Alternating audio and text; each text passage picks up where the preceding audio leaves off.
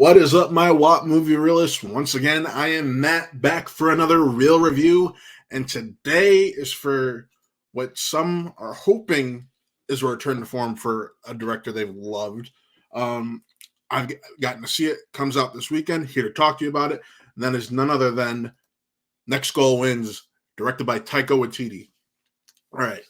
So first and foremost, yes, I know not everybody loves Thor Love and Thunder. Some people do, some people don't, some are somewhere in the middle. It is a very divisive film. It also just so happens to be the last film that man, Taika Waititi, directed. So a lot of people are hoping that with this film, Next Goal Wins, based on a documentary of the same name, um, he's able to recapture some of that Jojo Rabbit magic, some of that Thor Ragnarok magic, some of that I think it's Beyond the Wilder People magic. And I'm happy to say he does somewhat. This film is about, and keep in mind, it is based on a true story. This film is about a disgraced American football coach, or not football, American soccer coach, European football coach, Carl Rungen or Ungen, who who's been fired by the American Federation of Soccer, and he's basically given a choice: go coach this team, it's your last shot, or be out of coaching. Those are essentially his choices. So, what does he do? He takes on the American Samoa team, national team, as their coach, and all that they're asking is that we don't care if we win, just score us one goal. Historically, the American Samoa team has never scored a goal in any FIFA competition play. No qualifying match, nothing. The most famous thing about the American Samoa team is that they lost 31-0 back in 2001. So Carl, Thomas Rongen, I don't know why I called him Carl. Too many movies lately. I apologize. Thomas Rongen goes and teaches, well, not teaches, but he goes on and coaches this team to the point where they start to change him and get him to open up, and you can see the effect he has on them as soccer players, and so on and so forth. And that's kind of where this story goes. And this is a true story, so I have no issue spoiling. I tell people all the time, true stories are fair game because you can look them up. Most of the time when you look up information on true story movies, it is already in there what happens.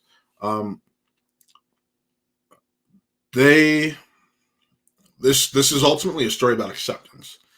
So Thomas is the father of a daughter, and unfortunately, something tragic happened, and he's still dealing with that.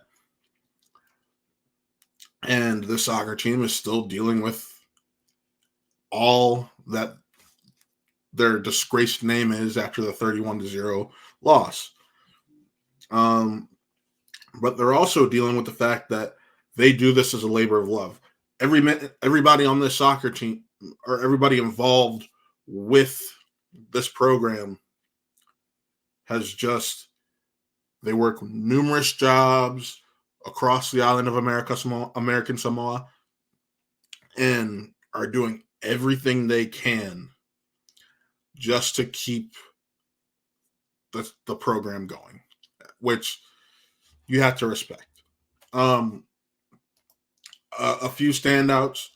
I want to say, first off, Michael Fassbender. When does that man not have a well done performance? But my true standout to me personally is Kaimana. She is an actress playing what I think is an important role of a trans athlete. It is a man is transitioning to a woman, and you can see how much she cares about this sport and her team and what she sacrifices to make sure they can succeed. She is the leader of this team without a doubt.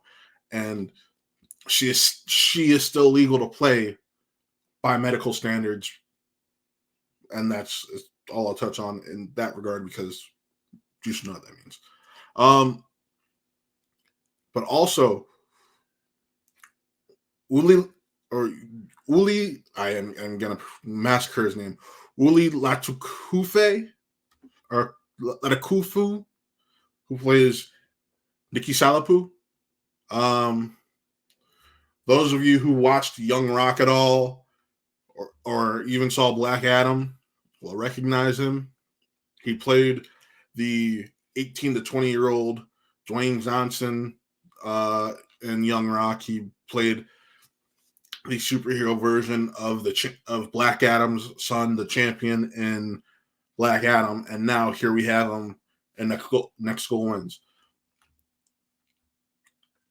Seeing him as a man who cares about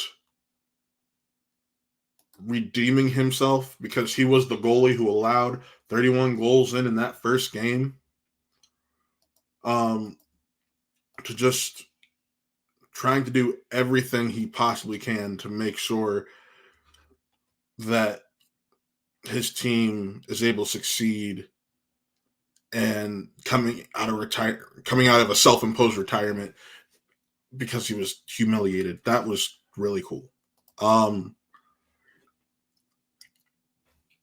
So as much as praise and love was given this film and the actors and even the direction at some points, that's where issues also come in, because this is a Taika Waititi film. And with that being said, you get Taika Waititi humor. It doesn't always land in this. I wish it did. There were times that it was just like, okay, did this really need a joking moment? Oh, then again, this happens, and it seems like most Taika Waititi films. So I'm very curious to see how the audience reacts to that.